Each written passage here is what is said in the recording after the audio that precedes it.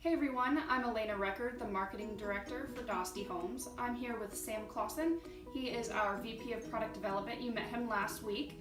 This is our first actual walking through the process, the first step in the process for Dostie Homes and for our video series. Once you go to contract, you'll be contacted by Sam to go ahead and schedule your plan review. So that step in the process is what we're going to go through today. And Sam, can you just give us a brief overview of what people can expect during the plan review process? Absolutely. Well, thanks for having me. Welcome to Plan Review. As Elena said, this is the first step in the process once you've written a contract. I'm really the first person you meet with our team, but I'm one of several people you are going to meet during the process in selecting the changes and modifications and finishes for your home. So during Plan Review, we're going to go over the complete set of construction drawings for your home. We're going to start with the floor plan. We're going to go over all of that. We're also going to go over some interior details, finish schedules, flooring, trim, things of that nature. We're also going to look at all four elevations of your home. So we're going to look at the front elevation, the rear, and both sides. And after that, we're going to take an entire tour of your electrical plan, allowing you to make changes and modifications to that as necessary as well. Oh wow, so we're really kind of diving in deep to all the parts and pieces of the house. Every single piece. Awesome. Cool. Okay, so we had people submit questions that they might have during this process. So one of those main questions were about interior walls. Can you speak to that and whether or not rooms can be made bigger, bathrooms, closets, things of that nature, if we would actually entertain moving walls around within the home?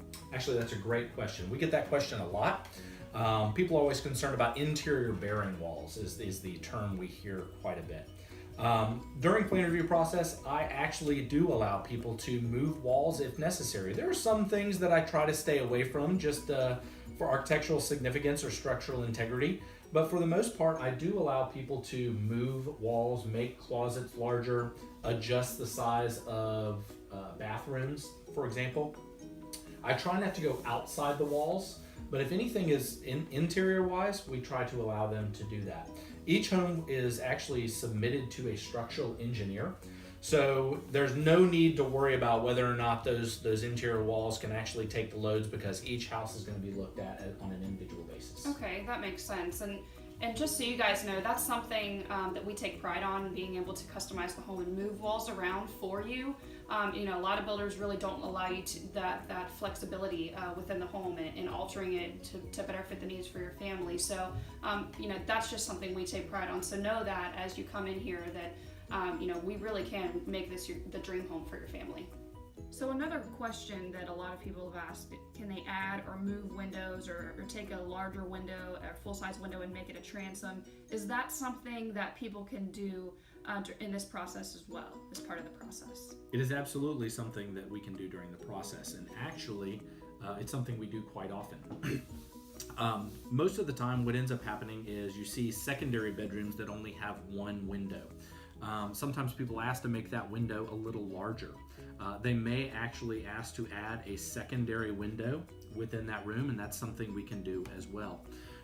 For example, here in this great room, we have a 12-foot wide sliding glass door. Sometimes we're able to make those larger and go to 16-foot wide sliding glass doors. Elena referenced windows in bathrooms a lot of times. We'll have people that actually want to shorten those up and make transom windows out of them for privacy issues. The other question that comes up with windows sometimes is energy efficiency. If I add too many windows, does my home become less energy efficient? Just like the structural engineer, we submit this home plan to a mechanical engineer who actually sizes the HVAC system for your home appropriately based on your site orientation and based on the amount of windows that are in the home and the insulation in the walls and in the attic. So if you're interested in adding windows, I love natural light. I know most people do. Go ahead and ask away. Those are things that we do at Plan Review. Great. I mean, that's just another benefit of this whole process. This plan review process is really making the home their own. So that's awesome. So can we flip to the exterior elevations page and just kind of walk people through that process? And I know a lot of times people will want to customize, take a little bit of customization, outside of the color palette that we do allow them to choose, the wide range of color palettes that you would have for the exterior of your home. People just have questions of how much they can actually customize on the exterior. Elena, you're actually absolutely right. A lot of times people will everybody wants to play architect. These homes have all been designed based on something significant. They've all been submitted to our architectural review boards for the community, so these homes have been approved. Occasionally there are times where there are things that I can manipulate on the exteriors for folks to kind of personalize or individualize the exterior of their home. For example, this is a coastal style home here that has one window just to the opposite side of the entry tower. Sometimes people will want to add an extra window, and I can typically get away with that on the front elevation. This home has a lot of hardy shake siding on the front, and sometimes we are asked to make that horizontal siding, and we're able to do that for folks, or the opposite way. Might have horizontal siding and they want to add shake. Being a coastal style elevation, sometimes we're able to add metal roof accents to just enhance the flavor of that architectural style. So there are some things that we are able to do on the exterior. I just have to keep in mind some of those ARB requirements. Yeah, that metal roof is a nice accent, and I know it doesn't always come standard, so it's nice that, if people like that, we might be able to add that here and there. Absolutely, we've done that several times. Awesome. See, we've moved on to the electrical plan. Can you walk us through the process and let us know kind of what we can expect to do if we need to add extra outlets or something like that, extra can lights? People like to add more lighting in their house. What are they allowed to do, and how does that kind of work with this part of the process? Well, actually, the electrical plan is one of my favorites. I try to walk the buyers all the way through the home. I start at the front door and I hit every single room inside the house. Elena referenced can lights. That's usually one of the most important things to people, is how much lighting is inside their house. We at Dostie actually include quite a few can lights inside your home standard, but people are constantly wanting to add extra can lights, especially in living rooms, outdoor entertainment areas. We see people adding can lights a lot of times, bonus rooms, things like that. One of the things that's popular in the kitchen are under cabinet lights. Pendant lights are very popular right now, so we have a lot of pre-wiring and installation of pendant lights over the bar top inside the kitchen. Ceiling fans, things like that. We pre-wire all of our bedrooms for ceiling fans, so if ceiling fans are important to you, we do that as well. Elena referenced electrical outlets. We are bound by our electrical code, but everyone's lived in a house where they wish they had an extra electrical outlet in a certain location. We do allow buyers to add those. People like to add secondary refrigerators in the garage, so they need wiring for that. Another popular thing is wiring on the exterior of the house for landscape lighting or for Christmas decorations. That's a good idea. So we do a lot of that as well. Okay. What about if people want to bring in their own lights? Maybe they don't like some of our selections, or they have something that's sentimental to them.